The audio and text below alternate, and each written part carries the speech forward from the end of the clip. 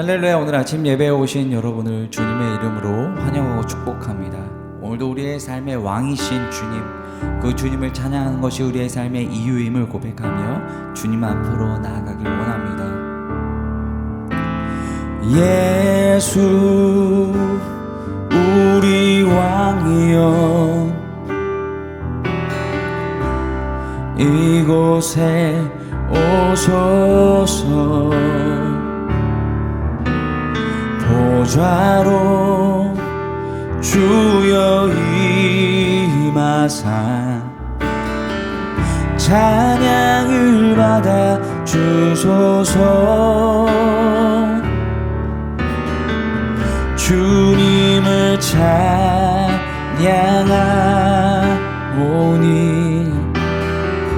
주님을 경배하오니 왕이신 예수여 오셔서 좌정하사 다스리소서. 예수 우리 왕이여, 예수 우리 왕이여, 이곳에 오소서. 보좌로 주여 임하사 찬양을 받아 주소서. 주님을 찬양하오니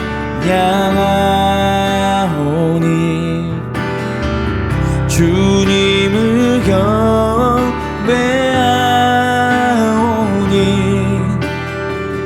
왕이신 예수여 오셔서 좌정하사 다스리소서.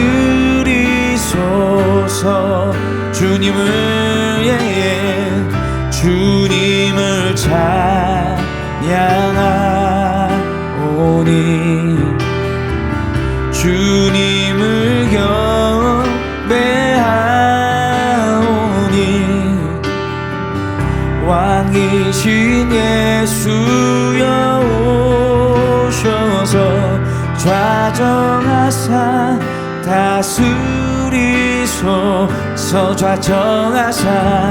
좌정하사 다스리소서. 제 27장. 모세와 이스라엘 장로들이 백성에게 명령하여 이르되, 내가 오늘 너희에게 명령하는 이 명령을 너희는 다 지킬지니라. 너희가 요단을 건너 내 하나님 여호와께서 네게 주시는 땅에 들어가는 날에 큰 돌들을 세우고 석회를 바르라. 요단을 건넌 후에 이 율법의 모든 말씀을 그 위에 기록하라. 그리하면 네 하나님 여호와께서 네게 주시는 땅, 곧 젖과 꿀이 흐르는 땅에 네가 들어가기를 네 조상들의 하나님 여호와께서 네게 말씀하신 대로 하리라.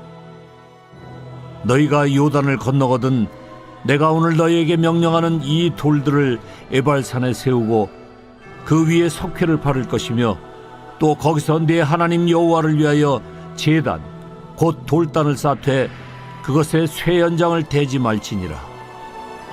너는 다듬지 않은 돌로 내 하나님 여호와의 제단을 쌓고 그 위에 내 하나님 여호와께 번제를 드릴 것이며, 또 화목제를 드리고 거기에서 먹으며 내 하나님 여호와 앞에서 즐거워하라.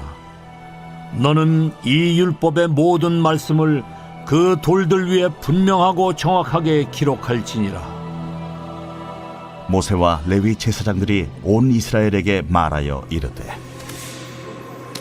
이스라엘아, 잠잠하여 들으라. 오늘 내가 내 하나님 여호와의 백성이 되었으니 그런즉 내 하나님 여호와의 말씀을 청종하여 내가 오늘 내게 명령하는 그 명령과 규례를 행할지니라. 모세가 그날 백성에게 명령하여 이르되, 너희가 요단을 건넌 후에 시므온과 레위와 유다와 이사갈과 요셉과 베냐민은 백성을 축복하기 위하여 그리심산에 서고, 루벤과 갓과 아셀과 수불론과 단과 납달리는 저주하기 위하여 에발산에 서고, 레위 사람은 큰 소리로 이스라엘 모든 사람에게 말하여 이르기를, 장색의 손으로 조각하였거나 부어 만든 우상은 여호와께 가증하니 그것을 만들어 은밀히 세우는 자는 저주를 받을 것이라 할 것이요, 모든 백성은 응답하여 말하되 아멘 할지니라. 그의 부모를 경홀히 여기는 자는 저주를 받을 것이라 할 것이요, 모든 백성은 아멘 할지니라. 그의 이웃의 경계표를 옮기는 자는 저주를 받을 것이라 할 것이요, 모든 백성은 아멘 할지니라. 맹인에게 길을 잃게 하는 자는 저주를 받을 것이라 할 것이요, 모든 백성은 아멘 할지니라. 객이나 고아나 과부의 송사를 억울하게 하는 자는 저주를 받을 것이라 할 것이요, 모든 백성은 아멘 할지니라. 그의 아버지의 아내와 동침하는 자는 그의 아버지의 하체를 드러냈으니 저주를 받을 것이라 할 것이요, 모든 백성은 아멘 할지니라. 짐승과 교합하는 모든 자는 저주를 받을 것이라 할 것이요, 모든 백성은 아멘 할지니라. 그의 자매 곧 그의 아버지의 딸이나 어머니의 딸과 동침하는 자는 저주를 받을 것이라 할 것이요, 모든 백성은 아멘 할지니라. 장모와 동침하는 자는 저주를 받을 것이라 할 것이요, 모든 백성은 아멘 할지니라. 그의 이웃을 암살하는 자는 저주를 받을 것이라 할 것이요, 모든 백성은 아멘 할지니라. 무죄한 자를 죽이려고 뇌물을 받는 자는 저주를 받을 것이라 할 것이요, 모든 백성은 아멘 할지니라. 이 율법의 말씀을 실행하지 아니하는 자는 저주를 받을 것이라 할 것이요, 모든 백성은 아멘 할지니라. 사랑하는 라이프처치 성도 여러분, 오늘은 신명기 27장을 통해서 하나님의 음성을 듣고자 합니다. 우리가 지난번에 하나님의 말씀을 지켜서 행하는 것, 마음에 있는 것을 행함으로 증명해내는 것에 대해서 말씀을 드렸습니다. 그럼 어떻게 하면 말씀을 지키고 그것을 행하고 늘 말씀을 잊지 않고 살아갈 수 있을까? 하나님이 그 방법에 대해서 설명을 하고 있습니다. 오늘 우리 뒤에 설명해 보면은 말씀을 기록하라 이렇게 되어 있습니다. 3절 말씀인데요. 요단강을 건넌 후에 이 율법의 모든 말씀을 그 위에 기록하라 라고 했습니다. 어디다 기록하라는 거냐? 1절과 2절에 되어 있는데요. 특별히 2절에 요단강을 건너서 내가 내게 주시는 땅에 들어가는 날에 큰 돌을 세우고 그 위에 석회를 바르라. 큰 돌을 세우라는 건 뭐예요? 눈에 잘 보이게, 눈에 아주 확 띄게 하나님의 말씀을 거기다 기록하라는 거예요. 석회를 바르라는 건 뭡니까? 그것이 아주 단단하게 새겨질 수 있도록 하라는 거예요. 다시 말하면 눈에 잘 보이고 금방 지워지지 않고 늘상 그 말씀이 유지될 수 있도록 하라는 거예요. 우리가 하나님의 말씀을 지키고 또 그 말씀대로 살아가려고 한다는 것은 그냥 한 번 내가 뜨거운 감동이 한 번의 순간으로는 안 되는 거예요. 여러분, 우리가 이제 뭐 직장을 생활을 하거나 아니면 어떠한 특별한 일을 하는 사람들 보면 직장에 보면 이렇게 중요한 표어들을 이렇게 곳곳에 하고요. 아주 중요한 핵심 가치들은 매번 반복해서 외칩니다. 자기의 목표 같은 것들, 또 회사를 가거나 어떠한 기업이나 어떤 조직에 가면은 반드시 해야 될 것, 핵심 가치들을 늘 아주 기본적이고 중요한 것도 늘 읽고 보고 상기시키고 곳곳에 그런 캐치프레이즈가 있고 인지할 수 있는 것들을 곳곳에 둔다는 거죠. 왜요? 인간은 시간이 지나면 잊혀지니까. 그리고 의식적으로 노력하지 않으면 너무나도 당연한 것들은 당연하기 때문에 그냥 중요하지 않은 것들로 여겨지게 되기 때문에 그렇습니다. 그러니까 하나님의 말씀을 어떻게 하라는 거예요? 눈에 잘 보이게 지속적으로 반복해서 말씀을 보는 거죠. 제가 여러분들에게 왜 매일매일 말씀 묵상을 하면서 왜 이 큐티 책을 꼭 구매하고 또 이 큐티 책을 통해서 말씀을 하도록 권면을 하고 있느냐. 저희는 이명식 목사님이랑 너무 바쁜 와중에도 또 교육자들이 이것들을 왜 힘써서 만들었을까. 이것이 큰 돌이며 석회를 바른 것과 같은 효과를 내기 위해서 그런 겁니다. 그냥 방송으로 듣는 것보다 뭔가 적고 손에 잡히는 게 있으면 조금 더 말씀을 잘 접하고 한 번이라도 더 말씀을 듣게 되고 조금 더 기억에 오래 남을 수 있도록 하기 위해서 저희가 이 일을 하는 거죠. 하나님의 말씀을 더 분명하게 더 깊이 알아가는 거죠. 그 노력이 우리에게 너무나도 중요한 겁니다. 그래서 말씀을 지키기 위해서 큰 돌을 석회를 바르면서 분명하고도 명확하게 세우는 거죠. 그것은 말씀을 늘 보게 되는 환경을 만드는 거예요. 말씀을 늘 인식하게 되는 환경을 만드는 거예요, 주변. 여러분 그렇게 만드실 수 있기를 바랍니다. 우리는 하나님의 말씀을 정확하게 잘 몰라요. 저희가 왜 큐티를 하루에 한 장씩 하냐. 예전에 어떤 큐티 책은 뭐 여기 구약했다, 신약했다 이렇게 하기도 하는데 물론 어떤 말씀이든 다 의미가 있죠. 근데 저희는 이렇게 하면 3년 반이면 성경 한 번을 전체를 읽게 됩니다. 그러면 10년이면 우리는 3번을 읽죠. 그리고 20년 신앙생활 한다면 6번을 읽는 거예요. 30년 그러면 우리가 10번을 매일 한 장씩 묵상하면서 읽게 됩니다. 저는 여러분들이 한 번 한 장씩 읽은 다음 2번째 읽을 때는 더 은혜가 되고요. 3번째 읽을 때는 더 은혜가 될 거라고 생각합니다.